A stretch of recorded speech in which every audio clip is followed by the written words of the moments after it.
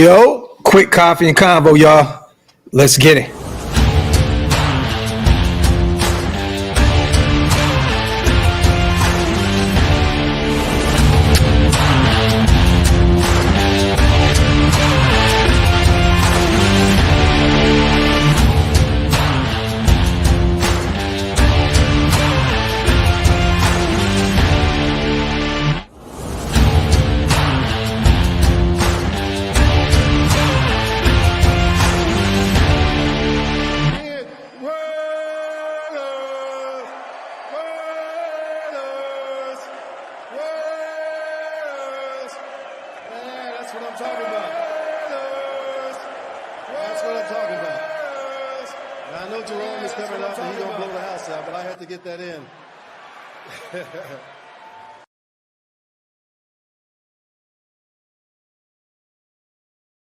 Yo, salute to the greatest chat in YouTube history, man. You guys know what time it is. Welcome to the latest installment of the Coffee and Convo show. I am your host, Graphk Raider, man. Make sure you guys wipe them feet, meaning hit them thumbs up. Also, hit that subscribe button if you're not subscribed yet, man. My apologies, you guys. Took the last few days off, spent some time with the family, had some business stuff to attend to. For the podcast's future, had to get set up and get ready to go for this weekend in Cincinnati. I will be leaving you guys in about an hour.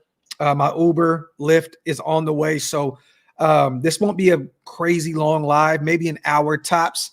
But salute to everybody being here, man, as always. And once again, if you guys are in the Cincinnati area, make sure to let me know what time it is, man. We definitely want to come link up with you guys. Rock out with y'all. You see, I got my dirty 30 on right now. I'm about to go meet up with my brother Stuart Schweigert out there in Cincinnati, Ohio. So once again, if you guys are around the area, man, let me know what it is. Let me see. Yeah, man, a few things to talk about, y'all. You know, yesterday, we read up one of our young guys, UDFA rookie, Ramel Keaton. We're going to talk about that. We're also going to talk about the injury report, updated. Andre James out. It looks as though JPJ may never give that position back to Andre James ever again. And I'm hoping that that is the case. But we're going to just talk about everything, man. Cincinnati's dealing with their own injuries, you guys. T. Higgins doubtful. Zach Moss doubtful. That is pivotal for them because they're missing their big body wide receiver on the outside, but they're also missing pretty much their running back one at this point with Zach Moss. And, they're already struggling out there in Cincinnati, so it's going to be interesting to see how this affects their team moving forward. Let me see. Yeah, John, at this point, man, we talked about it, right? Let these young pups work. Let them work. There's no reason why Ramel Keaton shouldn't be out there. You're allowing Alex Bachman out there. You're allowing Shorter out there to get real reps. Why is Ramel Keaton not out there getting real live bullets? UDFA out of Tennessee showed some signs of life, in preseason. Hey, man, why not? But we did re him up, you guys. I don't know if you guys seen this. We signed him to a 2-year deal. So for those who didn't see it yesterday, everyone knows we signed him as a UDFA. He actually made the active roster as a UDFA, so he was signed to the 53-man roster. But we did give him a 2-year deal. So interesting, man, that we actually signed this kid as a UDFA, but then we also signed Justin Shorter to the active squad. But we also waived Tyreek McAllister and John Samuel Shankner, another tight end UDFA, I believe, out of Clemson, Auburn, one of those two teams. Kind of crazy with the Tyreek McAllister, right? We didn't really get any real looks at him outside of, one game where he was called up, he was active, and he got blew up. You guys. I think he got a shoulder injury, but we really never seen any Tyreek McAllister in this offense. We waived him, both those guys, but we do have 2 open spots on the practice squad. So I'm assuming that we're going to sign Tyreek McAllister and John Samuel Shankner to the practice squad once they're allowed to re-sign. So unless any other teams look at these guys as options moving forward, which I don't expect them to, expect these 2 guys to be back on the practice squad here soon. So But yeah, man, Ramel Keaton, 2-year deal. What do you guys think about that, man? Young kid, some young blood, 6'2", 6'3", Tennessee product. This is a guy that, can offer us, to be real with you, man, offer us something on the edge, in this youth movement that we're moving forward on the offensive side of the ball. We moved on from Devontae Adams. We got to get that big body guy. We have Jacoby out there, right? The trade deadline is coming up. It's going to be interesting to see, if some of these guys that we've talked about end up getting moved. The trade deadline is right around the corner. We talked about Colton Miller a million times. I don't know if he's going to be dangled there at the trade deadline. Every team can use some offensive line help, especially a starting caliber left tackle like Colton Miller. But another guy to keep an eye on, Thayer Mumford Jr., a guy that kind of fell out of favor once DJ Glaze took over at right tackle. Maybe we can look at moving him to an offensive line needy team. Jacoby, I know a lot of people aren't excited about flirting with the idea of moving on from Jacoby Myers, right? He's our best wide receiver at this point outside of Brock Bowers. He's still fairly young, so he still fits the youth movement. But you can definitely get some draft capital for him because there's a lot of wide receiver needy teams out there. You see Pittsburgh, they still need a receiver. We're not going to move him to Kansas City, but a report just dropped that they're still looking for another wide receiver. Rice is out for the year. Hollywood Brown's gone for the year. They can use another guy, but we're not going to move Jacoby there. But it's going to be interesting to see some of these guys, if they make it through the trade deadline, and another guy that our brother Raiders.Scout had mentioned, John Jenkins, a guy that has played really well for us these past 2 seasons, veteran. This may be his last year in the NFL. He's getting up there in age. He was contemplating retirement 2 years ago before he became a Raider. So maybe he wants to go to a team and make a playoff run before he decides to hang it up. So another name to keep an eye on, John Jenkins, which you're not going to get anything really true of value. Maybe a late round pick for the likes of a John Jenkins. Maybe you get a pick swap, you know what I'm saying? But something to monitor there as well with John Jenkins, our defensive tackle. I don't think that has anything to do with Jacoby Myers. I know a lot of people were, on Twitter stating, oh my God, people were freaking out that we're going to move Jacoby because of signing Ramel Keaton to a 2-year deal. That is not the case at all. These guys aren't even at this point in their careers, at least, in the same ballpark in terms of skill set, production, none of that. You know what I mean? So I don't think this has anything to do with him. This has everything to do with we need more help out there at the wide receiver position. You got 2 smaller guys in Trey Tucker, DJ Turner. Then you have Brock Bowers out there who is essentially your tight end, but he moves all across the board, right? Then you have Jacoby. You can use some size at wide receiver at this point. You know what I mean? So I think that's the reason behind signing him to this 2-year deal. And I think that they've gotten a good look at him behind the scenes at practice, preseason. We've seen some good things. We've seen some bad things with Ramel Keaton. He's a UDFA, he's a rookie. So it makes sense. You're going to see some up and downs.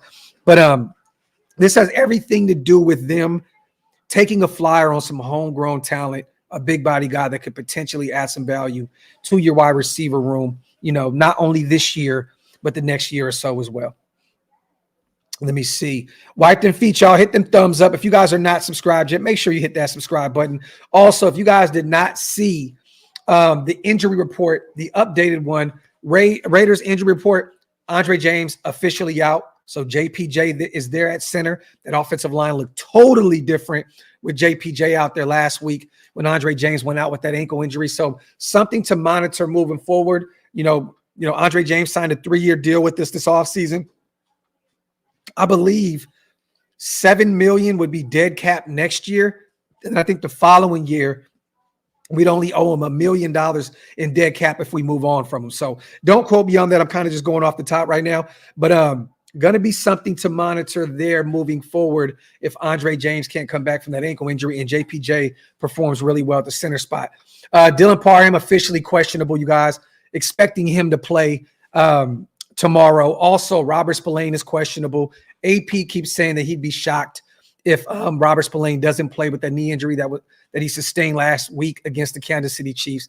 So I think that Robert Spillane is going to play. Zamir White, quadriceps, questionable. Another name, man, that that, it's interesting to monitor come the trade deadline. He kind of fell out of favor, as that running back one, doesn't really fit the scheme. Alexander Madison at this point is our wide receiver one. Our running back one.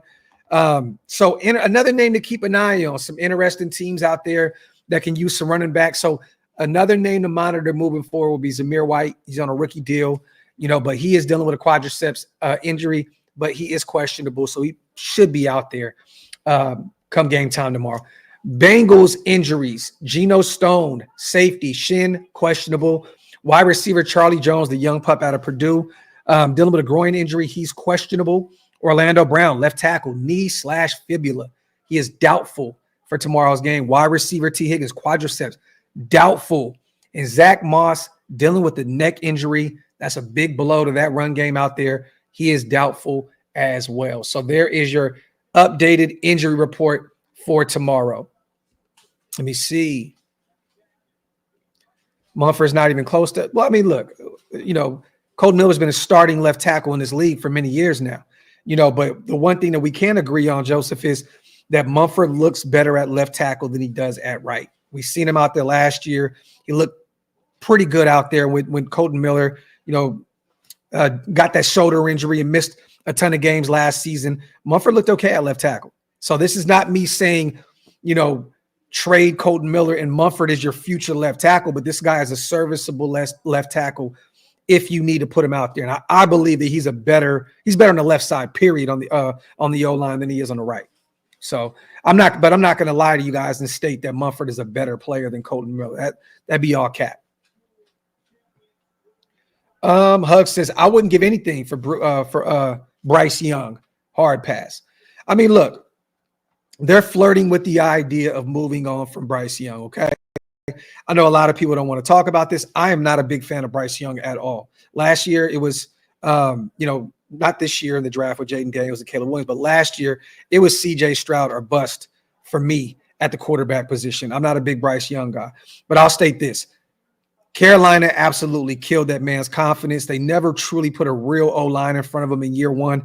This year they definitely upgraded the O-line, but they have just been a terrible franchise. They have not given him the pieces in order to succeed as a youngin in year one and year two, as a former number one draft pick. So this is not me stating, and I know that Tom Telesco likes more of the bigger body quarterbacks, the Carter Bradleys, the Justin Herberts of the world.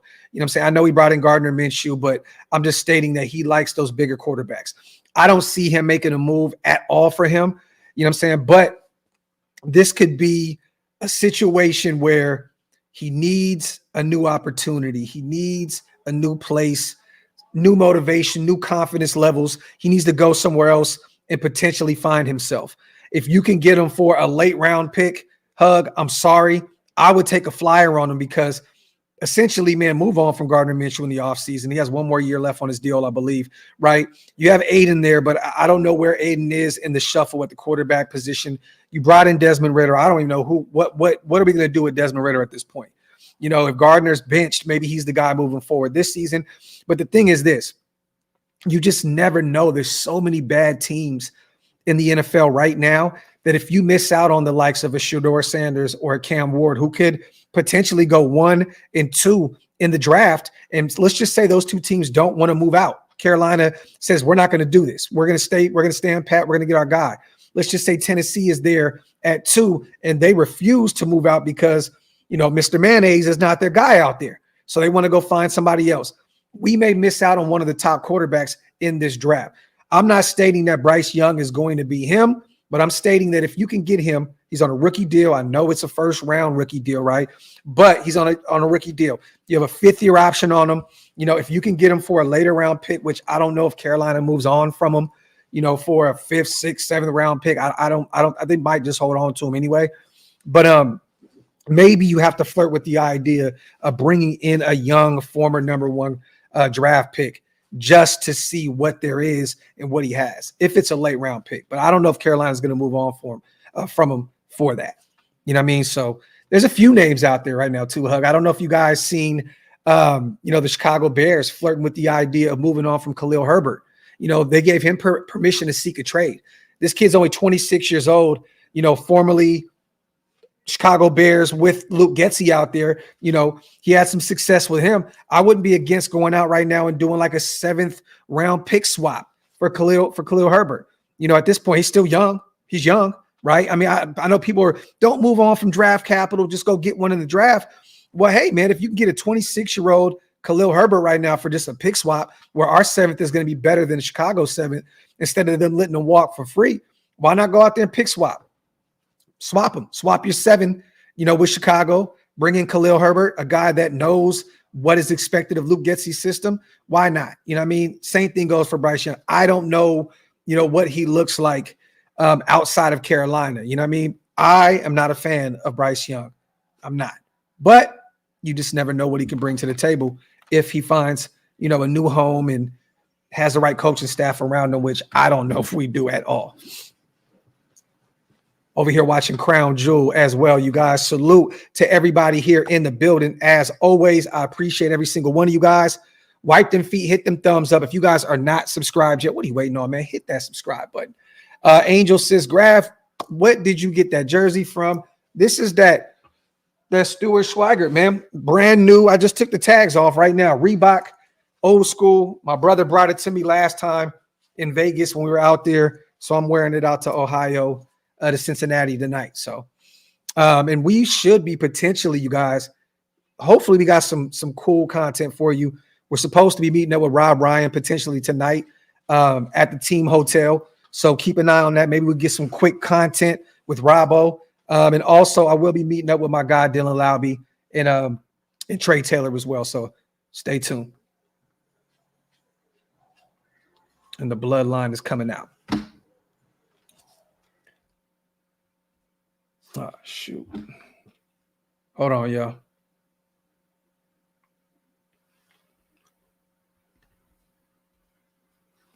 Graphk, if Ben Johnson is our next head coach, would you consider Will Levis as an option and think Ben can fix him if we can't get a quarterback in the draft?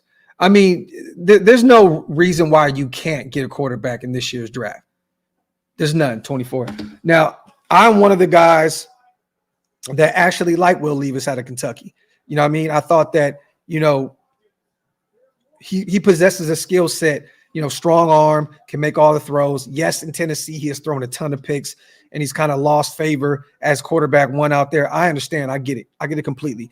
But I don't think Ben Johnson would want to bring in a guy who could potentially be damaged goods from another team. Ben Johnson, if he does move on from Detroit, I'm assuming that he goes to a team that can go get the quarterback that he wants in this year's draft. That's what I think. Personally, I think that if he moves on from Detroit, he goes to a team where he can draft his guy of the future. So I would love, if Ben Johnson thought that Will Levis was someone he could bring in and potentially, turn his career around, great. But I think Ben Johnson wants an opportunity if he moves on from Detroit this year to get his own guy.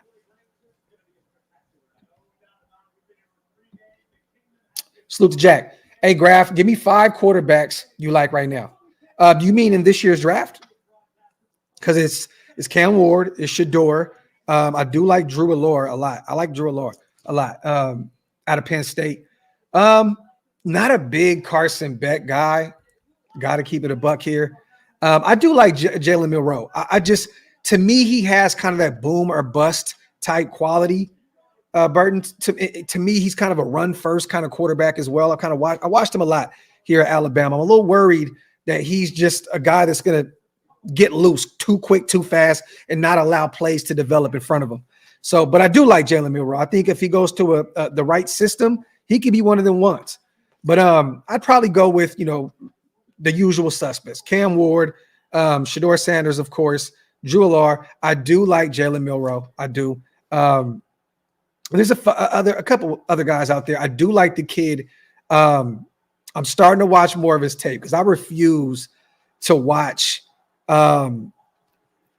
any LSU stuff because I'm just not a fan, right?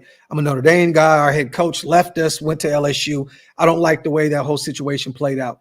So I do like the young pup down there in LSU. I think that he could be one of the sneaky quarterbacks in this year's draft. And he'll probably end up being a first-round pick. And if he goes to the right system, right scheme, he may be that guy. He could be potentially be the number one quarterback in this year's draft. That kid possesses all the qualities to get it done at the next level. The kid at LSU, he's one of the ones. I always butcher his last name, so I don't even want to play around with it, but he's one of the ones. So I'd probably go with no particular order. Drew Allure, Shador, Cam, Jalen Milroe, and I'd probably go with the young pup out of LSU. I know a lot of people like Gabriel as well, Billy, out of Oregon. I don't know. I don't know, man. I don't know. The tribal chief is coming out right now. It's about to be lit over here. Salute to all my WWE watchers. Oh, yeah. Hey, Ray Elite, Jackson Dart, another kid that I like a lot as well. Yeah, Evil Mitch, I don't know. Is it Newsmeyer? I do like Jackson Dart out of Ole Miss as well. I do like that kid. Definitely. Okay, Garrett Newsmeyer.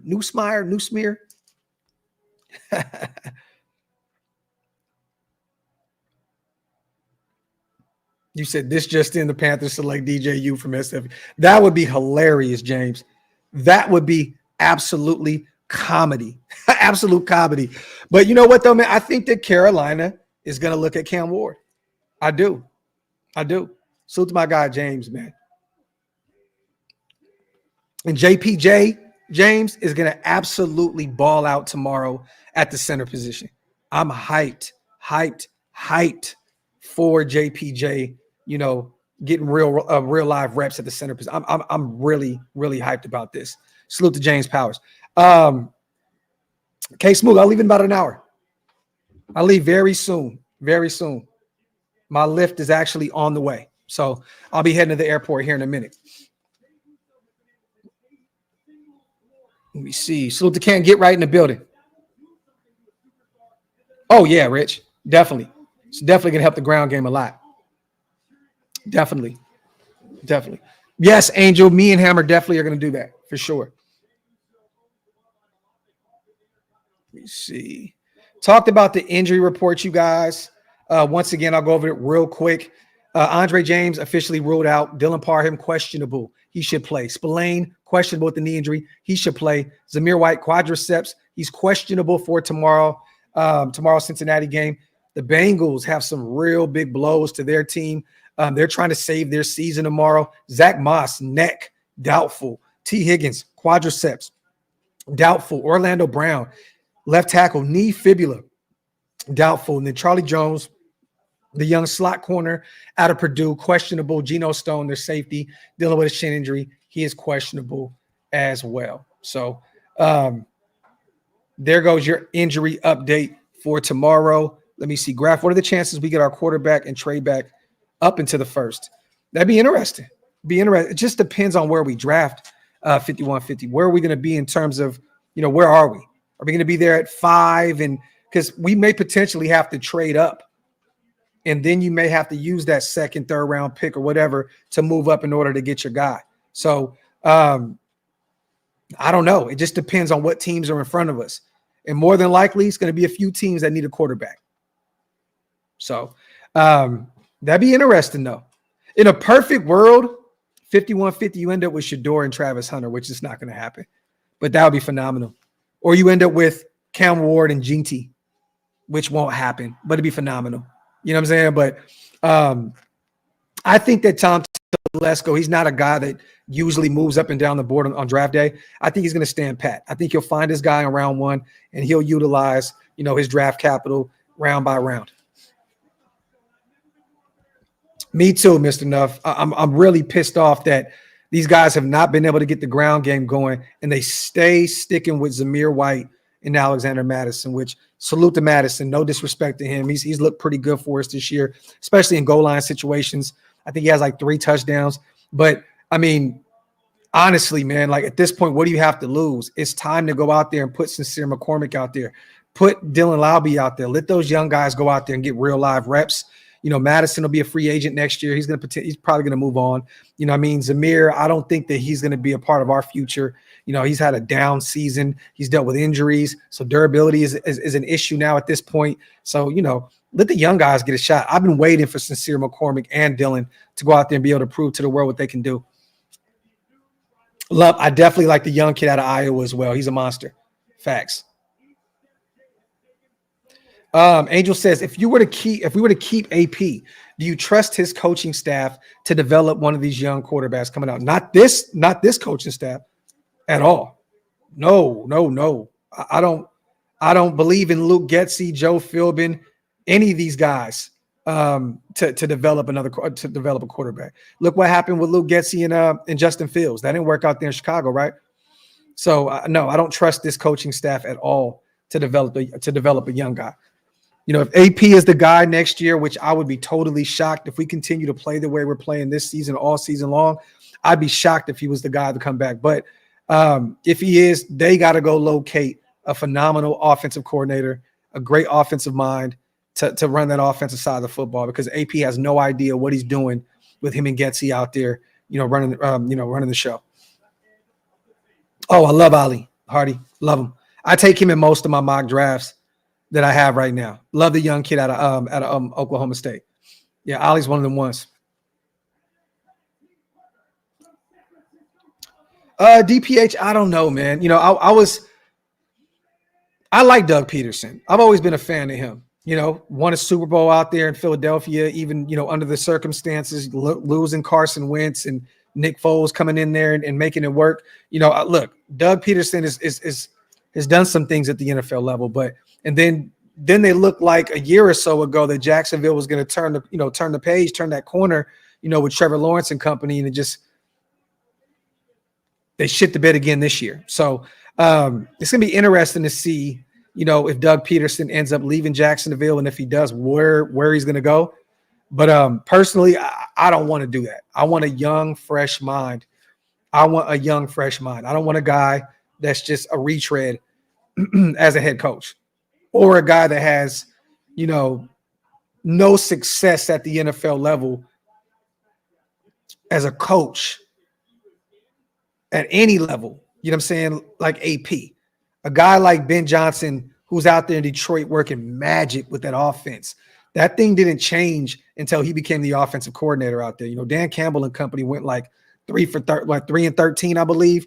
They brought in Ben Johnson to help, revitalize that offense, and look what happened. They changed things.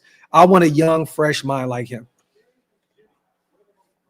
Young, fresh. No retreads. I don't think so, Hardy. And I like Byron Leftwich. I do, but I don't think so. You seen what he looked like out there in Tampa with Tom Brady, right? And then it was just like back to reality. So is Byron Leftwich, does he even still have a job right now? I don't even know if he still has a gig. Where is he? Is he anywhere right now? Let me see. Yeah, I don't know. I don't even know. I think he does not have a job right now.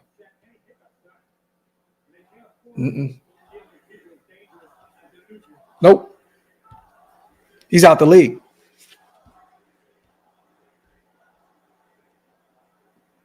Salute to everybody here in the building. As always, he said he at the crib. Facts. There's a few names, and we'll talk about them, as it gets closer, to next season. We'll talk about it. But, right now we got to deal with the cards that has been dealt. This is Luke Getsy, AP, Graham, and company. So it is what it is. Let me see. No, not at all, Calvin. I think that'd be a recipe for disaster. I truly do. I think that Eric Bieniemy was a product, of Andy Reid. And that's no knock, to Bieniemy. I've heard some things about him. I think you guys have as well, the bad interviewing skills. There's been some talk about, potential toxic stuff behind the scenes in terms of, the way he coaches and so on and so forth. But I think that Eric Bieniemy literally is just a product of Andy Reid. Without Andy Reid, he does not look the same at all. You've seen it with the Commanders. That wasn't moving and grooving like that. You know what I mean? I'm not a big fan of him. Let me see. Yeah, I agree, Silent. I agree. Let me see. Salute. Once again, you guys, anybody that's going to be in the Cincinnati area, please let me know. My flight leaves here in about another couple hours. My Lyft will be here to pick me up here soon. If you guys are out there, I'm meeting up with Stu. I land at about 8 o'clock Eastern tonight. We will be heading over, to downtown where we're going to be staying, and we're going to go head over and hang out with a few of the guys before tomorrow's game. If you guys are in the area, make sure you pull up on me and let me know. This is not going to be a long live. I've took the last few days off, so I wanted to pull up, talk a little game with you. Me and Stu will be doing a Graphk and Stu show, probably 2 or 3 of them this weekend. So stay tuned. We will be live from the game as well. Hopefully we can get some interviews with some players and stuff like that. So stay tuned for that as well. I'll do a couple more minutes before we get out of here, but I do got to get Ghost here very, very soon because my Lyft will be approaching here in a minute. Let me see. Salute. As always, once again, you guys, quick show. Get a couple questions in before we get out of here. I'd be down to give Ritter a chance. Let him cook. You never know. Someone might need emergency quarterback. I'm about accumulating assets. Salute to my guy. Salute to Silent Partner. No, Duke, this is Stu jersey. Stu. Gotta support my brother, man. Let me see. That'd be really cool, 10 Commandments. And you'd be shocked, man. Stu is a big fan of Desmond Ritter. We talked a lot behind the scenes, and he's really excited about that kid potentially getting some reps this season. If Gardner Minshew shits the bed and loses the quarterback one spot like he did to Aiden, Stu is hyped about Desmond Ritter. He's hyped about him. Can't get right. Pull up. Tyler, no on our quarterback. No Notre Dame. No, sorry, Bob. Raider Manny says, would you like Dark? I'd be shocked if Jackson Dart was there all in the 3rd round. I think he'll be gone in the first 2 rounds. But I like that kid. Adam says, what are the chances we will see Big Mike again this year? All right, talking about my brother, Big Mike. He'll be live for sure. But we'll definitely be doing some stuff here soon. We're texting every day, man. Salute to my brother, Big Mike.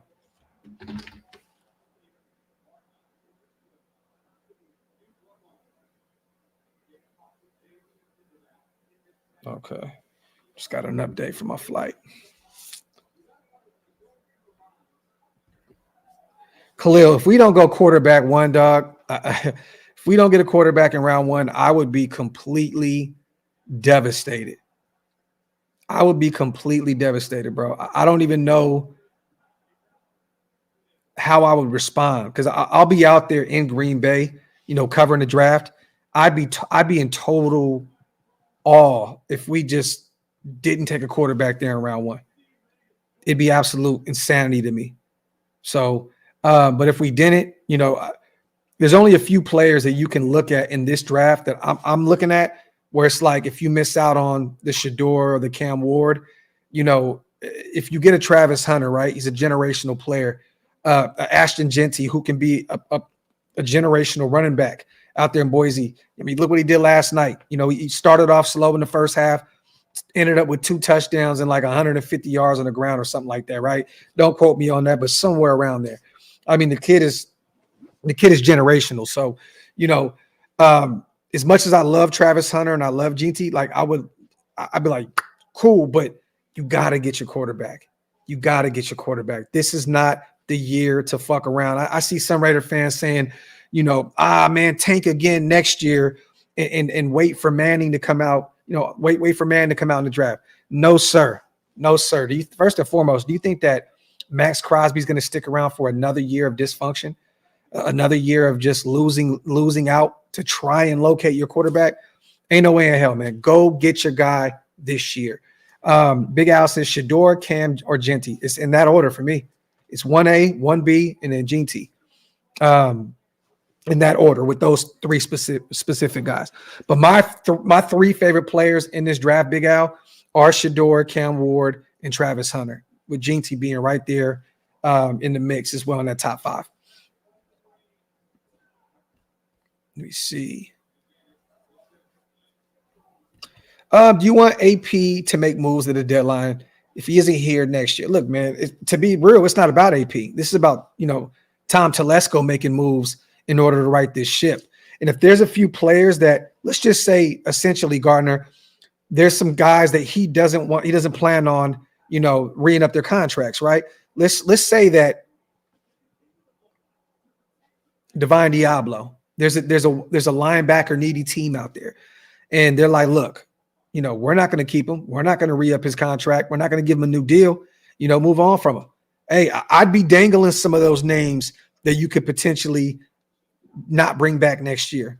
The likes of I know people don't want to hear it, but Trayvon Merrick. You just drafted Trey Taylor in the 7th round. You got Polamalu, who's been balling for us.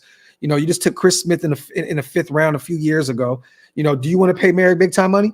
So maybe you flirt with some of these free agents. Maybe you say, you know what, hey man, what can I get for a Merrick? What can I get for a Divine Diablo, and so on and so forth? These aren't guys that Tom Telesco drafted. They're not. You know what I mean? So I expect us to be active at the deadline, but I expect us to be active in terms of selling and not buying. Selling, not buying. Now, if they want to bring in a few guys and just keep us competitive, if the run game can't get going like it hasn't been, if they want to go get, a young pup and, is 26 years old, a former Luke Getsy guy and Khalil Herbert that'll probably cost you a late round pick swap, do it. Why not? It's not going to hurt. It's not like that's not a move that's going to put you in playoff position. You know what I'm saying? But I would expect Tom Telesco to be active at the deadline in terms of selling a few pieces that he may not see being a fit moving forward, and some of those guys, you just don't know. I think that he's going to keep Nate Hobbs, and rightfully so. Nate Hobbs has been, a great corner for us, when healthy. I think he sticks around. I think Diablo I don't know if they're going to keep him. Honestly, I don't. We just got Tommy Eichenberg. We still have Luke Masterson on a rookie deal. Well, he's a UDFA, but we can bring him back for the cheap if they choose to, right? We still have Amari Gaynor, Amari Burney. We still have young pups there at the linebacker position. We can go get another one in this year's draft. So why hold on to Diablo and pay him, I'm not going to say big money, but pay him a new deal when you already have guys that are in line waiting for that, waiting for their opportunity. And Smooth, I'm going to be real, bro. I put this on Twitter. The thing is this. You moved Devontae Adams. You picked up an additional 3rd rounder, right? T. Higgins is 25 years old. He's been really, truly waiting to be, that wide receiver one, outside of having, they had the 3-headed monster for a while, him, Tyler Boyd, Jamar Chase. If you can move that 3rd round pick, and he's dealing with some injuries right now, so I'm not going to act like, he's the most durable wide receiver in the world, but T. Higgins is a phenomenal wide receiver. Now, that's a move you make if you're trying to win now, right? Now, but it also can be a move where you go move a 3rd round pick, you bring T. Higgins in, you allow him to get healthy. You move a 3rd if Cincinnati decides on moving off. Because if they lose today, I think all bets are off with Cincinnati. I think that they're going to be willing to deal a few players out there, not named Jamar Chase and not named Joe Burrow, because they're essentially out of the playoff hunt at this point. But I'd move a 3rd round pick for T. Higgins, give him a new deal so you potentially don't have to deal with any competition in free agency next year. Real talk. There's going to be other teams that are wide receiver needy teams. I mean, look at New England, you guys. They're the one team that has more salary cap space than us, and they need a wide receiver more desperately than we do. So I can see New England paying T. Higgins a shit ton of money next year to bring him in. And yeah, he may not, be in the best situation, but he has a quarterback in Drake May, a young kid who's showing promise, and he can build and develop with him. They're both young guys. But I would personally move that third round pick, bring in T. Higgins, sit him this year, allow him to get healthy. Allow him to get healthy and bring him back next year in hopes that he'll be that number one guy for your future quarterback. Oh, yeah, I agree with you. I agree with you. We just got to find a way to still be in that in Shedeur Sanders territory in terms of the draft. Let me see. Wipe them feet, y'all. Hit them thumbs up. If you guys are not subscribed yet, what are y'all waiting on? Hit that subscribe button. That's what's so crazy, Hug. We're like everybody at this point is still in the playoff hunt right now because the AFC has been dreadful. So that's absolutely is like crazy to me. It's crazy to me. Yeah, why not? Why not? He's young, man. 25. Get him right. Bring him in, pay him a shit ton of money, let him be a guy. But as always, you guys, let me get out of here, man. My lift to be here any minute. Salute to you guys. We will be live all weekend long. And once again, if you're in Cincinnati, DM me, hit me up. We will be out there at the game looking for some bars afterwards to hang out. I don't leave until Monday night, you guys. So I'll be in Cincinnati until Monday night. So if you're around, let me know. But as always, love you guys. Appreciate you guys. And next week, the content will pick up. We have a bye week. So we do have a few players that are going to jump on the show next week and so on and so forth. So stay tuned. This week, I've been working on some things behind the scenes to push the podcast forward and just, spending time with the family. So, but other than that, man, love y'all. Appreciate y'all. See you guys. If not tonight, tomorrow with Stu. One.